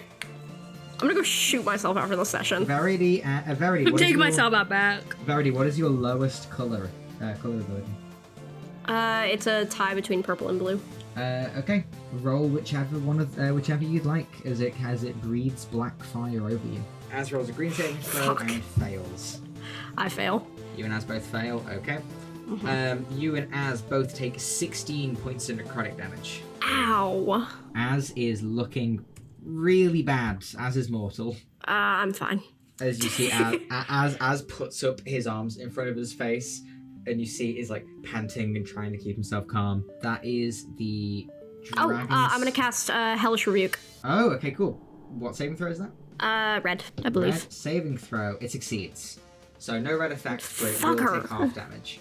Yeah, I'll still take half. 10 damage. Oh, is that 10 before it's halved? That's... Yeah, sorry. Cool, so it takes 5. So 5 damage. At the end of its turn, it tries to get rid of the bleed effect on itself, but with the minus d4 to the saving throw, it does not. It takes an additional 2 damage from bleeding. The stacks of bleeding decrease to 1, and you see this thing gets more red. It looks not really angry, but like there's more fear and more weakness filling it as it gets more colourful. That is then going to go down to Az's turn. Az is right up in the dragon's grill, so let's do... Az is going to teleport with a Misty Step 30 feet away as a bonus action, and then action, it's going to cast Sorcerer's Burst. Az hits with the Sorcerer's Burst and does another 4 points of fire damage. The dragon makes a red saving throw and gets a nat 20. Bo, your turn. The dragon is once again in the middle of the dome. It looks pretty damn wounded and pretty damn red. A big red guy up in the sky. Subscribe for more bars. I will in fact not. Thanks. How far up is it? It's on the roof, correct? Yeah, from you, I would say it's 25 feet up. That isn't 20, and he's not even close enough to me to do the funny thing. I'm going to get here with my Misty Step. I can't really do any of my fun modifiers with it, so I won't. Alright, you just Misty Step up. I'll move around with my movement over to here, so I don't invoke an opportunity attack, and then I'll use my Eldritch Blast. Eldritch Blast in close range is with Oh, in disadvantage. close range, of course. I'll just hit it with my sword then. Cool, go for it. That's going to be a 15. A 15 just hits. Massive and big. 4 hull damage. 4 hull damage, wow. I feel like these damage dice really hate you guys today. You They think? really You don't fucking like think? us. You really think? You think of me? You think? You think? This is my last session of D&D ever. Mal. Oh, yay, it's me turn. I think you know what I'm gonna do. I'm a very one-trick pony. You're gonna Eldritch Blast it, I assume? Oh, yeah, probably. Alright, it makes a red saving throw. Well, if it hits. I'm Let's a see if little you hit. unsure. See if you hit. That's still a 15. 15 just hits. Yay. You're gonna roll damage. It's failed its red save. It's passed its purple. You fucked idiot. Well, it was still frightened from last. Yeah, is it just frightened for a turn? No, it's still... I think it's like the end of my turn. Okay, so End of my next It'll be turn. unfrightened at the end of this turn. Cool. Mm-hmm. How much damage? That will be a... Actually, we rolled pretty good. That's a 9 on the dice. That's, Ooh. 13. 13. do Okay. This thing recoils from the bloody end of your Eldritch Blast. As you see, it sort of stumbles back for a second, breathes in shakily. What red effect do you give it? Blood. Blood. You give it another stack of Y'all blood. should always give blood because it helps me so much. Blood. You give it another stack of blood. You see it shivers from the pain. You see, by all rights, this thing should probably be dead, but there's something that's keeping it going. Can I do an insight check? Go ahead and give me an Arcana check. Okay. Either works. Because I am the skill monkey. I am the best person ever to ever live, actually. That's a 17 plus 6. That'll be a 23. It seems that this thing is almost undead in a way of how it can survive beyond what its body seems capable of surviving. You see the piling on red effect is starting to get rid of that ability. You see the edges of its claws, there's these like frills on its neck, the back of its mouth. They're starting to glow this dull red. You imagine this thing would really hate to be colourful. Guys, this thing really hates to be colorful. Anything else in your turn? No. Verity. Oh, fuck, I'll just Eldritch Blast this asshole. Go for it. Thought about Another doing pink- Mind Sliver again, but last time I did Mind Sliver broke on a nat 20, so it didn't even matter. Another pink Eldritch Blast. Go ahead and roll it. Pink and hearts and stars and happy go fuck you, Lucky. That's a hit already. Yeah. Alright, the red saving throw is a 14. I don't want to play this game. I don't want to play this game anymore. I assume that could pass. Go ahead and roll damage. I don't want to play this game anymore, Athena. Give me a fucking break. I don't wanna This play has been the anymore! worst combat. This has been the worst combat of my life. Tag, you're it. Stop! I don't want to play. Stop it! 8 damage. 8 damage, nice. Once again, this thing looks like it should well be dead. Just fucking die already! Is that your turn? Yeah. The dragon tries to shake away the bleed effect. It shakes it away, but clearly at a cost. It looks like it is on the brink of succumbing to red. However, wait, that'll be the end of the dragon's turn. Hold on, let's do the dragon's turn first. The dragon is going to... oh, you're all perfectly spaced out. It can't breath weapon. That's annoying. Unless it can... Did it even get it back? Very true. Let's see if it gets it back. It does have it back. What the fuck, man? Okay, we're perfectly spaced out, so... Oh, there we you, go. bro. Why is it going for Okay. Az? Well, Why is it going... leave Bro. Az alone. Bro, Az is Does your Bo get an biggest opportunity fan, attack? bro. Does Bo get an opportunity attack? Bo does not get an opportunity attack because it's still within Bo's range. It slithers down the ceiling, staring at you with Oh, these yeah, it eyes does. that are becoming blood red, Bo. This dragon opens its maw and breathes black flame. Give me... is purple your weakest? Green and purple, they're both +0. Alright, give me either one of those. Az is gonna get a 11. green saving throw. Az abysmally fails. You also fail. Oh, Bo. Guys, what are we doing? Bo and Az both take 10 points of necrotic damage. You see Az collapses. Fuck. My baby boy! No!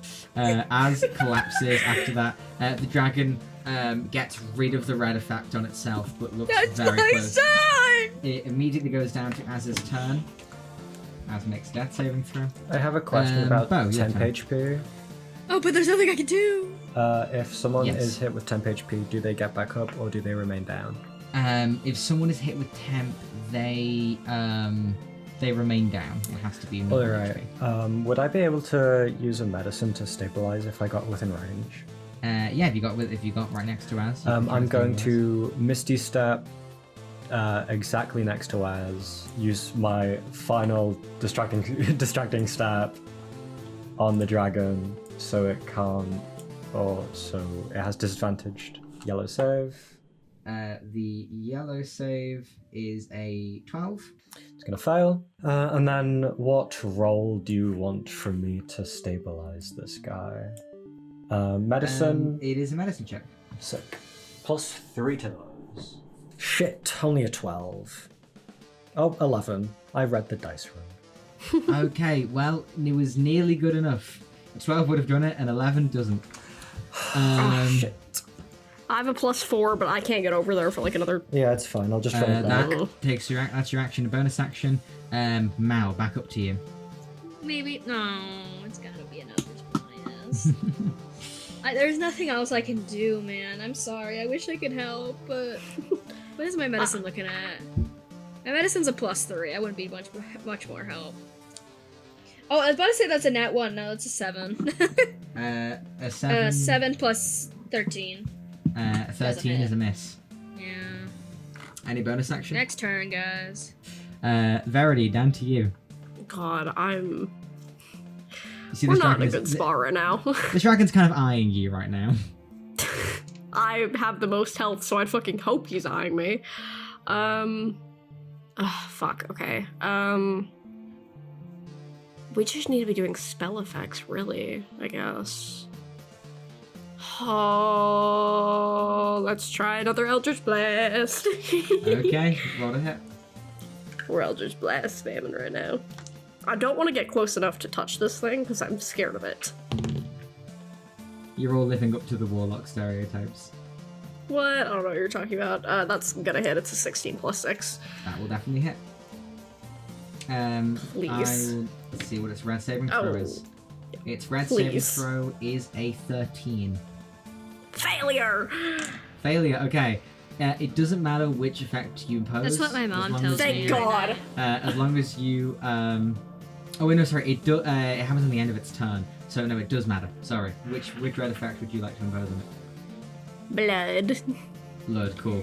You add a stack of blood. Anything else in your turn? I'll start headed back towards the party. Go for it. You see, it then goes to the dragon's turn. The dragon does not get its breath weapon back. So, Get fucked, idiot. it launches through the air after you, Verity. Chasing afterwards. You see, it's like about to die. It's doing its death rattle slashes. The first one's a nat 19. Doesn't it roll The with second one's a disadvantage? Oh, you hit it with Taunting Step. Okay. Doesn't it roll with disadvantage? So the first one is the lower roll was a nat 16, which becomes 21. Hits. The second one, the lower roll is a 13. That's also hits. 13 also hits. Okay. I have a lot of health, but I have very low AC. The first attack hits you for 6 slashing plus 6 necrotic. So 12. 12 total, unless you're resistant to either of those. I am not. The second I'm one resistant hits to you, nothing. hits you for 5 slashing plus 2 necrotic. So 7 total. I'm okay. At the I'm end of the dragon's turn, the red from the blood effect worms its way into the black carcass of its being. You see underneath the scales this dull red glow, the back of the throat, the center of the pupils, and the tips of the horns. Its wings flap around madly before the red gets brighter and brighter, and you see, just for a moment, it looks like a very regular looking red dragon, before the red gets even lighter and turns from a red to a pink towards a white, and dragon is defeated. However, we are not out of initiative order because someone is actively dying. Oh, true. As rolls Yeah. another death I saving thought you throw. were about to just like introduce another fucking enemy. I was gonna kill myself. As rolls another death saving throw. Bo, it's your turn. I'm gonna try and stabilize him again. Go for it. Even worse. Even worse. Was Hopefully, you're supposed to sing "Staying Alive." Was it a nat have one? to No, see. it was a 7. Okay. If it was a nat 1, I would have. Motherfucker. I guess I come out of my freak form and I just run like a little bitch. Can I get over there in my movement? I don't think so. Do you have enough? The stairs on the right side of the map go downwards. Fuck. Go back. Can I jump? I want to jump. You want to jump? Actually, you know what? I teleport. Okay, cool. You bonus action teleport over, and then you can use a movement to get close enough to do a medicine. And then check. Mal's gonna get a nat 1. Let's roll it. Roll the nat one. I stick my fingers into to Az's fucking wounds. No? Okay. No. I got a 16. We're good. Okay. We're good. I got a 16, as is stabilized. You guys are out of initiative. Oh, I was worried I was gonna have to use like my mom's hippie essential oils. Okay. Oh, Your my mom uses heart's, essential oils. I don't know what to tell you. your heart's pounding in your chest. You see after a couple of moments as gasps and sits up, shuffling back towards the wall. What? Oh, thanks. Thank you. Oh. Is bro dead? No, not Az. Is the dragon The dead? dragon is like gone. It seemed to like turned into white light almost. No! I wanted to eat it. No. I wanted to eat it so bad. No. I'll take you out for dinner again. We don't. Eating a dragon corpse seems really intense. It also seems like it would lead to a whole show. You see What do you that mean? you see that Az sits up and goes, oh, Did you guys all see what I saw? What? Which part? Memories. Weird yeah. memories. Other people's memory. A musical class, an acting class. Yeah, Oh, yeah, with that person. that's who I assumed the silhouette was. Yeah. You think they're the same person? Think. There's a chance. She seemed a little too happy to see But us. she also said that. Oh, you haven't seen me in a vision before. So, Yeah. up in the air. Makes me think they might be different people. You see that as Man, I'm not feeling great, so I'm gonna like head off. I don't know, like you see that I as don't wanna you be say that, here. you hear something flapping wings nearby before you hear Oh my God. you hear a loud voice call out to all of you and say, Hello, oh my brave warriors! Pearl lands this on the bitch. center of the roof. You see, We're Yeah, all Mal kills bloody. herself. We all look exhausted. you see, I think you see with color returned, you see the sort of darker tones of her skin. You see this like lovely, very pastel pink dress. These huge white pink wings behind her. The rubies within the tiara, and these like glittery slippers. She hovers in the air for a second, her looking so radiant and happy as she stares at all of you and goes, Heroes, dragon slayers. Um, I'm gonna be so incredibly honest with you. If you don't How fucking far away leave is she? this How far away goddamn is she right second, now? I will eat you. I will eat you. Get out of here. I don't care. Get out. She's like in the air, but she's like 60 feet away from each of you. A shame. I'm going to eat you. Get out of here. I don't think you'll do any such thing. Look, all of you, I just wanted to say my utmost congratulations from defeating this grey-black beast and returning red to the world. You're doing. I cannot believe it. I'm going to start trying to drag her down. You see, No, you're not. you No, see- you're you not. see- Like she- it's standing like straight up here, just trying to grab her fucking ankle and pull her You down. see she starts fluttering a bit higher in the air away from your reach. And goes, okay, look, I'm going to Eldritch Blast you. Get I'm- out of here. Look, if any of Shoot. yes, I'm sure that whatever's happened here, it was a hard battle, but well fought. I would like to see all of you later, as we have celebrations to be done, and you are our, you are our heroes. Celebrations. No! She flies off, and you can hear her like an angel with a trumpet through the city, cheering your names as heroes. No, don't do that! No! Mal looks like she's gonna burst a casket. Like whatever the fuck. What is it? What is the term? Like she looks like she's gonna kill herself. Verity I also think vaguely Mal- looks like she's about to kill herself. Mal, I think. What's the nearest breakable object to me right now? The like mosaic of the roof. Yeah, I break the roof. Cool. You Just break the roof. you slam a hand into the roof, and a big crack shatters its way up the mosaic. Motherfuck, You see that Az slowly stands up. I hate her. I hate her. Are you doing alright? Oh, you hate her? You hate her? I'm going to kill her.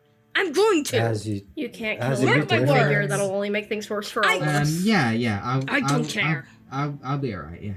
It'll make it worse for you guys. It'll make it my life better. It'll make my life better. It will. Well, you seem to hate her more than me. Oh, really? Oh, Emmy's gonna Really? kill me. Blanc's gonna kill me. I'm so fucked. So, are you guys leaving immediately, or do you wait on the roof any longer? Get the fuck out of there. I don't want to go out there now because what the fuck? Mickey Mouse of Doom. This is the Mickey Mouse of Doom. Michael Mouse of Doom. I want to make sure. can't believe this. I want to make sure that Az is doing all right. You see that Az sort of stands up, puts a hand on your shoulder. See that he's like quite badly wounded. There's some like black, almost like soot marks from the breath of the dragon left on him. See, he smiles though and goes, "It's pretty cool to fight a dragon, though." Yeah. Yeah. I wish the context was a bit different though. You see, like, pauses. Bo, he gives you a hug, and you hear him whisper to you, I'm sorry." Huh? Hey, I should be the one apologizing. I didn't get you up in time. I wanted to, trust me, but have been a bit unfortunate in circumstances lately. I think getting here in time kind of used all my good luck for the day. So, well, whatever you guys did to bring color back, that went pretty well, huh? Sorry I couldn't be there for it. I don't know. It was just like we found this. Miwa stole this box from Mary's office, and then we did this puzzle to get into it, and then there was an eye, so we brought it to Merlot, and Merlot smashed the eye, and then suddenly color was back. Why did Mary have this? We can catch up on this. We'll wait until we've calmed down. Let's go take a nap. See, Az nods, starts walking, but Bo gives you a look of like understanding and an apologetic look. I think deep down Bo knows what this means, but he's trying to ignore it. Yeah. I think when we like leave the aviary, like we're fully out, I'm going to quickly tap Verity on the shoulder and cast invisibility on her. Cool. You turn Verity invisible. Yuzu Thank wisely. you. Okay. You descend the staircase. As you are descending to leave the aviary, you can see towards the bottom of the stairs. You spot Crimson standing tall. This like tall, slender figure in this tight red and silver dress, hair done up, very sharp and proper, with these deep red eyes. She stares at you And you see, before you get into her line of sight, you're all able to see that her face is just like a stone cold, apathetic look. As you start descending the stairs, she looks up, and this sort of very big, thin-lipped, closed-mouthed smile looks back at you. But she waits for you to get down the stairs before saying anything. I will say she let me roll a perception to see if she noticed you turning Verity invisible. Okay. As you get to the bottom of the stairs, you see Crimson offers out a hand in much more of like a handshake way than anything else, and goes, and it speaks like quite stiltedly, and goes, "I heard about your exploits on top of the aviary on behalf of the Red Roost. Thank you." Whatever. No trouble. Very, very smart idea, making Miss Verity here invisible. It was no trouble at all to get rid of your problem. Your daughter put on a great show at the thing tonight. I'm glad you think so. Can I do an insight check? Does she agree with me? Go ahead. Can I, at the same time, kind of... She's got that indifference mask on. How is she actually? Go ahead and roll an insight check. What is she hiding from us? That's going to be a 25. Natural. Cool. I was gonna. Whoa, natural 25. Jesus. Natural 25. Natural 25. So a 25 to look if she agreed with you. It's conflicting. You immediately get the sense that Crimson doesn't actually enjoy the kind of entertainment the cabaret comes with. Like, even if Carmine put on a great show, Crimson probably wouldn't be that pleased anyway. Crimson, from you looking at her, I don't think she doesn't seem to actually care about how good or how talented her daughter performed out there. Her only care in this moment is that there is a powerful pastel that can basically do what she wants in the city, that Crimson is partially in charge of, and she is annoyed because the pastel did not seem to like the performance. What was your insight, Verity? It was low. I only got a 9. She has this smile on that you recognize from yourself and bandmates of a public appearance smile, but you don't think she's displeased with you. The main thing that you get the sense of is that Pearl is going to try to push a narrative here that you guys defeating that dragon restored Red to the world, because there was very little time between those two events. Yeah. She is smart enough to know that that is not true, but is going to go along with this public story. Okay. Why? Ugh. Because the other option is, oh yeah, we found a mysterious object in Mary's room, and breaking that caused Red to come back, which would be really Yeah, if we don't, bad. it incriminates Mary. You For a see member of the Roost to be Crimson incriminated. steps out of your way and says, "Please, do as you will with your day. The Cardinals will have a meeting later to discuss the things that have happened. Again, thank you." I just gonna shoot her a glare and then walk away. I think despite her immediately catching that I'm invisible, Verity says nothing and just leaves. Okay, where do all of you guys head now that Red is back in the world? I go home. Alright, you go back to the Rouge Lounge. Verity, where do you go? I think I also go to the Rouge Lounge, but I'm gonna go specifically to Miwa's room. Well, you're probably gonna be invisible for the full hour, so sorry, guys. It's okay. It gets me there safely. Okay. Bo? I was going to go to the pier with the artifacts of all the previous essences. Okay, cool. You guys head away from the aviary. You see outside, Pearl is... people can incite riots. Pearl is inciting a parade, effectively. Oh god. You see that she is flying I'm about to overhead. break a window and incite a riot. I'm going to incite the riot. She is flying overhead, this ball of pink light. She very literally has this like pink gold trumpet in one hand that she is like singing through. It's like, and like none of what she's doing is bad. She sings well, she plays it well. She's very now that Colour is back and she's doing this, she's very Glinda. Basically, Ugh. is the vibes that you're getting from her. You see as Let she it speak. as she spirals through the sky with this bright pink light around her, she's calling out for the people to celebrate, embrace the colour that has returned. Red, the most talented, the colour of passion, the colour of love, the colour of life. It has been given back to us by the pure white. The people of Cabaret are liberated from their sins. You hear people loudly cheering.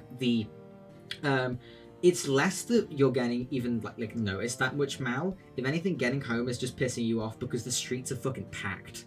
There are people dancing outwardly. There are crowds of parading people, most of which with drinks in hands, bright pink scarves, crimson hats being tossed in the air, these silk maroon skirts being swished back and forth, people bumping into you, and with each one offering you a free drink inside, a free stay at this hotel. Come and join the parade and celebrate that Red's returned. Dude, I need you to understand, Malinee is spiraling right now. She has just witnessed one of the most traumatic, how do I put it? She has just remembered probably one of the most traumatic moments of her life, and now all of this shit's happening. Mm-hmm. If she could incite a riot, she will. I'm just saying that. If she thinks she can do it, she'll do it. Does she think she can do it? That's the real question. You think that if you try to do something like that, the people... you will not incite a riot, you will just incite people to hate you. I'm about to do that just for that, holy shit. But as you're walking through, you hear from somewhere in the crowd, just, Malinee, and sort of you can't really see their face, but their hand sort of pokes up. Mal? Yeah, I'm gonna just grab on, use my hair to grab onto it and kind of guide them over. Cool. You manage to get with Vin outside of the crowd. You see that Vin pulls you aside, panting, and goes, "What the fuck has happened?" Look, let's get back to the fucking lounge. I don't want to be out here. All right. I'm upset. I don't want to be here. You see that Vin nods and says, "I assume." Okay, I'm gonna push it. You see that Vin starts to guide you through. There are people that are occasionally trying to take pictures of Vin. You see, this time as Vin's striding through, you hear them saying, a very different situation. Can you all get out of my way? I will take millions of pictures later. Take pictures of the parade or the bloody angel in the sky, for all I care. And they're sort of pushing their hands against camera lenses and things. Yeah, I think every time a camera's been pushed in their face, I think she just puts a big strand of hair over it to make it a really bad fucking picture, no matter what it is. Verity, are you taking the back alleyway, or are you going through the crowd? In which case you'll be an invisible wall that people keep bumping into. No, Verity's taking the long way home. She's avoiding this crowd. She's not risking someone possibly figuring her out. You take the long way, more on the west side, a little bit in the direction that Boas went. You walk through that way, managing to avoid people with your invisibility. But there are full impromptu parades being kicked up. There's a flash mob on the pier. You see that there's singing in the streets. It feels like a war's ended. You see the sky. It's the evening, obviously, because you had the performance earlier in the day. So it's fairly late in the evening, but the sort of the red, the blood moon of Amore hangs high in the sky, shining this sort of ruddy pink light over the city. You manage to make your way through the crowds towards the Rouge Lounge. Bo, as you all separate off, as kind of says to all of you, I'm gonna head back to my family. This is insane, and I know Grandma's gonna have a lot of questions I need to answer. I'll see you when I need to go back to sleep. Yeah, definitely. You are. Yeah, of course. You see that Az heads off. You head towards the Pomegranate Promenade. This place is a little bit more empty than the busy hubbub of the city itself. You push your way past whatever crowds form in front of you, eventually getting to the promenade. The sort of painted red wood shoots its way off into the water. you see embedded in the wall opposite the waterfront are all of these artifacts. The 6 of them. The photo at the very end called Moment, and an empty space for whatever Carmine does. Yeah, I just wanted to see them all when they're lit by their color.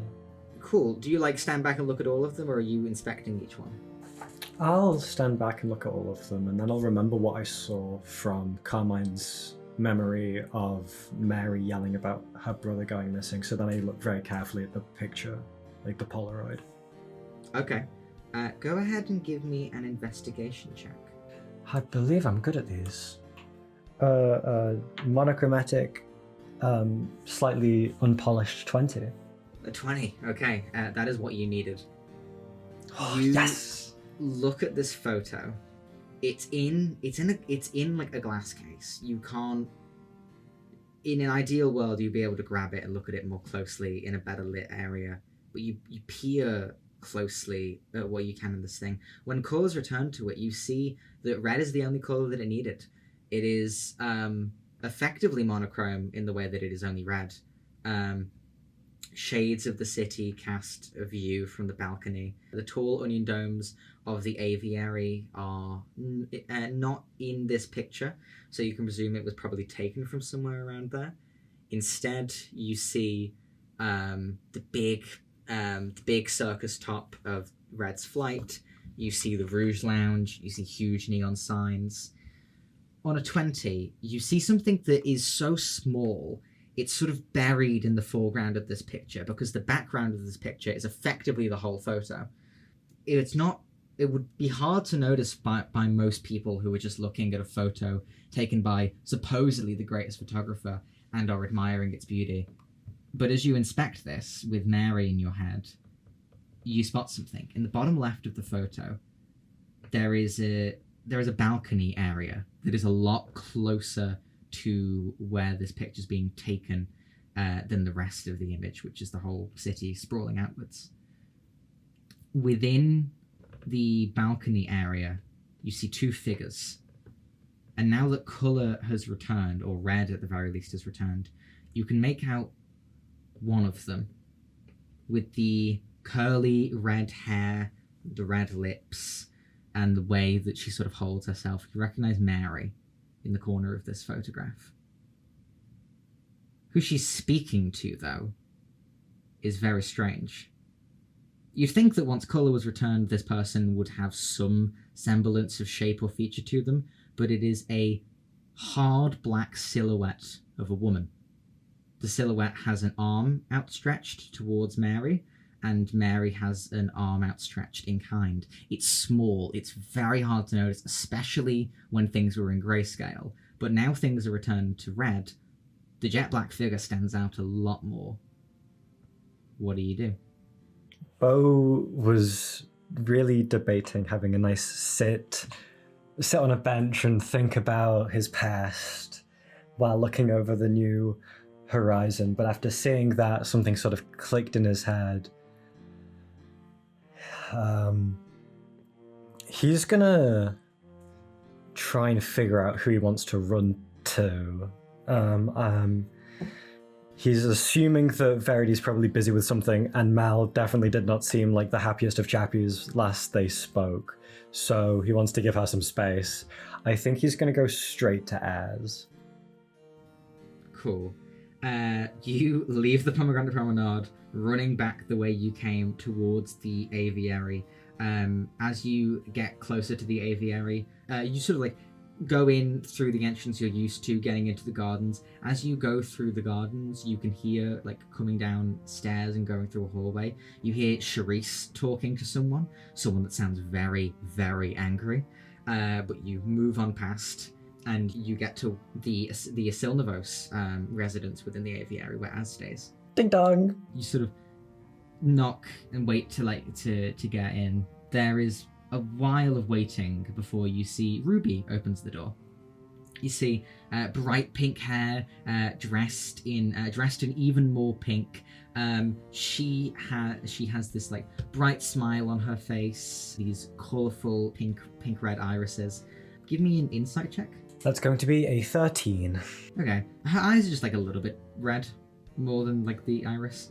But you see that she smiles and says, "Oh, Bo, as was saying before, you can come in." Thank you. See that she closes the door behind you and goes, "As is currently in a conversation with our grandmother. If you don't mind, if you want to speak to him, you could wait, or you could speak with her. I'm sure she'd love to meet you." Oh, we've already met. I can wait. Just need to organize my thoughts and how I'll present them. You wouldn't happen to know where Mary is right now, would you? I think she is probably in the aviary somewhere. There was a cardinal meeting in the morning, but she could be out in the Of town. course. I don't really know Mary. Yeah. Do you know how close she is to Cherise? I think they hang out a fair amount. All right. How are you doing? Did you... I can't quite remember the performance from this morning. It was all quite busy afterwards. Were you there? I was not there entirely. That must be why I didn't see you then. You hear a voice barking through the halls as you hear Marva say, "Ruby, get back here now. We need some discussions about what you're wearing later. There is a crowd of people out there that need entertainment, and you are missing." You see that she cringes a little bit and goes, "Sorry, you can wait in the room as gets." Sorry, and quickly hurries off towards like the dining hall that you spoke to Marva in. Well, guess I'll wait. You sit down and wait to tell Az the news. And that is where we'll end this session.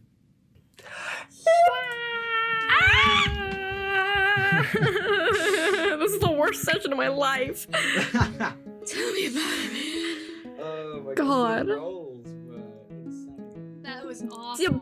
Diabolical. Thank you so much for listening.